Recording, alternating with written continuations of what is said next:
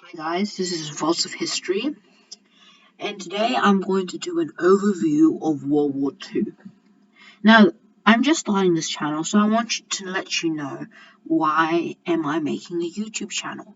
Well, I'm making a YouTube channel because I can't find on YouTube or other devices or any other video sharing content websites any of the stuff that I am going to teach you, and I want to share this with the world.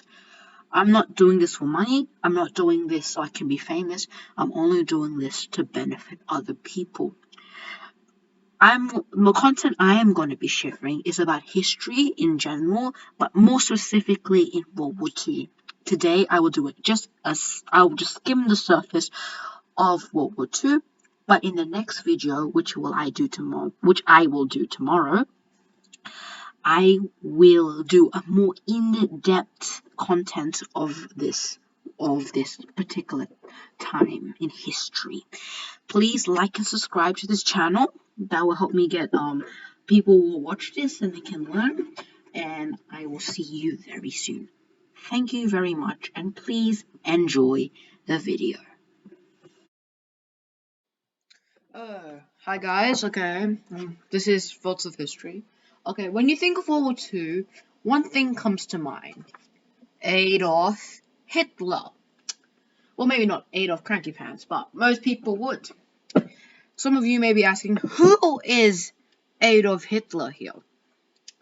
Well, to tell you in a nutshell, he's an insane Austrian who became German, then changed his career to become a professional dictator. In this video, I'm just going to skim onto the surface of World War II, but in the next video, I'm going to go more in depth. So, the world, just Britain and France, actually has ordered Nazi Germany, because it's on Hitler, to not invade Romania and Poland.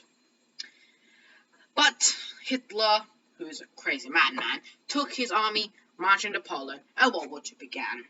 France and Britain, these two countries, rushed to defend the area that my mouse is in, right here over there. But Hitler, like in World War II, went through Belgium, because this part is actually a defensive Mygot line, which I will do in another video.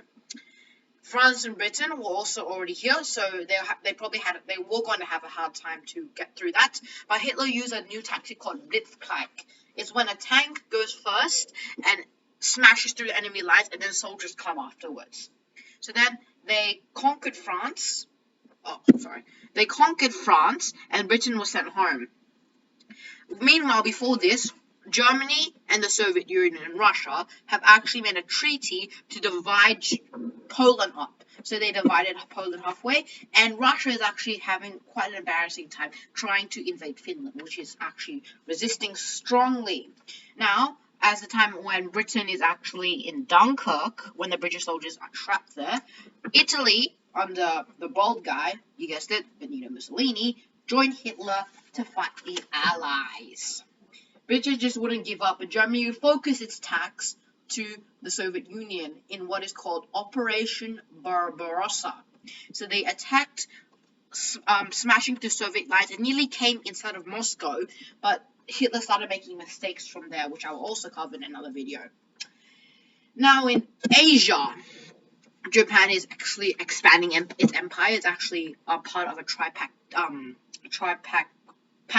with Nazi Germany and Italy. It expands to China, Manchuria. It actually takes Shanghai, which is actually then the capital of China. And it takes, since Britain and France are at war in Europe, they don't have time to take care of their colonies. So Japan actually invades Burma, Siam, and French Indonesia, China, which is kind of like Burma, Cambodia, and Vietnam nowadays. Taking Malay, and nearly comes close to attacking Australia. So it was also attacking China, and and as I told you before, Japan actually joined a treaty with them. And now it attacked somewhere called Pearl Harbor. Pearl Harbor is somewhere over here, maybe that thing in Hawaii, because it didn't want U.S. conquest ships to interfere in Japanese conquest and ambitions. So now we'll get to North Africa. There is also war in North Africa between the colonies. This is a 1930 map, but that is actually Italian controlled Libya. The Italians and the British, which is Egypt, have been pushing back and forth. Then finally, their soldiers have been pushing back and forth. Rommel's army from Germany actually nearly took over Egypt, but American forces from Morocco came, and also British soldiers pushed back Rommel to Tunisia. Sorry, my pronunciation is not that good.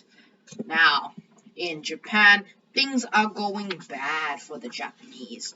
The U.S. Army is actually island hopping, and they're hopping from island to island, getting closer to mainland Japan.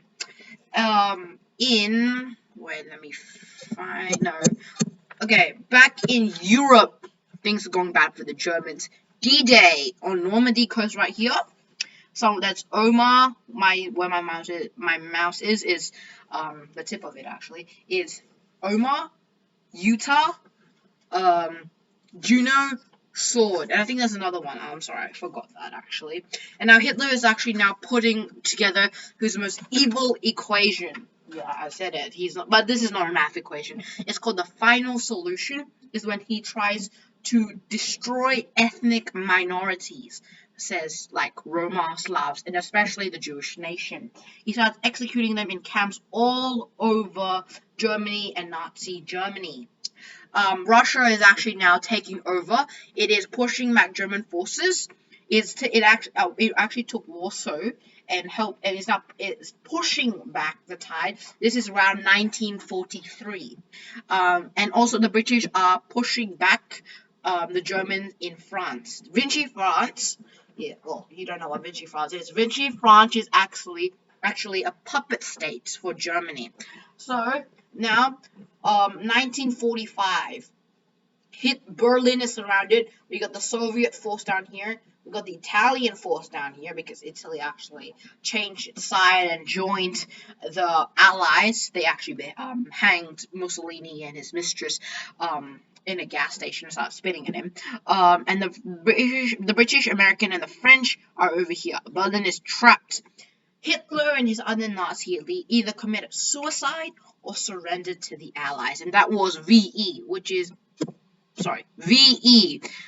actually stands for Victory in Europe, because the war is not over. Back to Japan. U.S. forces are now taking over Japan, not Japan, but like in the area they actually occupied with so much. It's a really bloody conquest because the Japanese believe in no surrendering. So it means taking thousands of U.S. lives. Then in America, there's an experiment called the Manhattan Project where they built an atomic bomb in a squash court, dropped it in August, one at Hiroshima, one at Nagasaki somewhere there, and that is the end of World War II. But I also want to tell you, these are the major Allied power flags, because in those days the flags were actually different. This is UK, or Great Britain, Soviet Union, and this is America. Actually, fun fact, as it says here, the Soviet Union used to be on the side of the Nazis. This is Free France, okay? France has been captured by the Germans in World War II. So France is actually Germany. It's not France anymore. It's actually Germany. I think that's a French accent. Maybe German. And so this France was under the control of Charles de Gaulle. He's a general. He later became prime minister. And these are the three most powerful of the Axis. Nazi Germany. Fun fact, actually, the swastika is actually supposed to be a good luck symbol for Hinduism, but Hitler corrupted that and made it into a anti-Semitic symbol. This is the Empire of Italy, because Benito Mussolini, the bald guy, actually wanted to have a Roman Empire. And this is Japan. Just Japan looks like a sun, right? The sun in Japan is called the rising sun because it tries to symbolize it's the most powerful of all Asian countries, which it actually was in the day. Yeah,